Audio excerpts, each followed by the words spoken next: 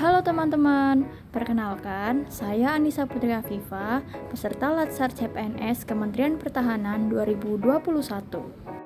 Pada kesempatan kali ini, saya akan menjelaskan kepada teman-teman semua terkait materi agenda 3 dengan tema kedudukan dan peran PNS dalam NKRI. Nah, sebagai seorang ASN, kita wajib mengetahui kedudukan dan peran kita dalam menjalankan tugas dan fungsi ASN, salah satunya adalah sebagai pelayan publik. Dewasa ini, tuntutan masyarakat pada pelayanan publik terus meningkat seiring dengan berkembangnya teknologi. Nah, kita sebagai pelayan publik juga dituntut untuk memberikan pelayanan kepada masyarakat secara maksimal dan kualitas pelayanan pun juga harus meningkat. Seorang ASN yang bertugas melayani publik juga harus terus mengembangkan inovasi baru dan evaluasi terhadap pelayanan publik agar pelayanan publik tersebut menjadi lebih maksimal. Berikut adalah contoh kasus dalam penyimpangan pelayanan publik, di mana pengurusan izin usaha menjadi ajang pungli. Ada seorang pengusaha yang ingin mendirikan usahanya, namun dalam mengurus perizinan, ia justru dipersulit oleh seorang oknum. Si oknum ini mengatakan bahwa apabila si pengusaha ingin mendapat surat izin usaha dengan cepat, maka ia harus membayar sejumlah uang. Tak jarang, dalam menjalankan tugas dan fungsinya, kita banyak menemukan tantangan dan masalah yang terjadi baik dari faktor internal maupun eksternal. Dalam kasus tersebut, terdapat dua permasalahan yang terjadi. Yang pertama adalah terkait kapasitas SDM dan institusi.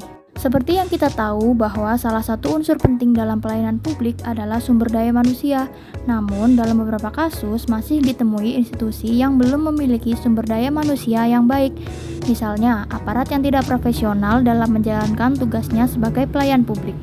Permasalahan selanjutnya dalam kasus tersebut adalah terkait nilai dan budaya organisasi. Misalnya, birokrasi yang buruk dan lambat serta SOP yang tidak jelas.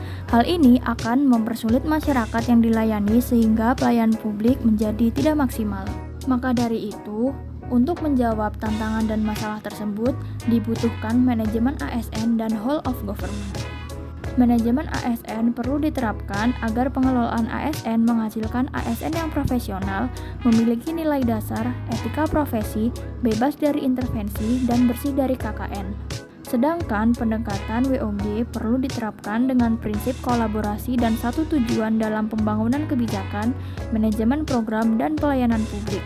WOG merupakan pendekatan yang menekankan aspek kebersamaan dan menghilangkan sekat-sekat antar sektor instansi di Indonesia.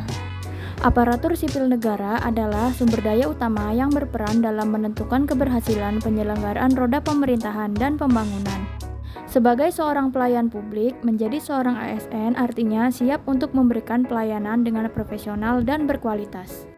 Bukan malah menyulitkan masyarakat seperti seorang oknum yang justru meminta uang kepada pengusaha agar mendapat izin usaha seperti pada kasus tersebut.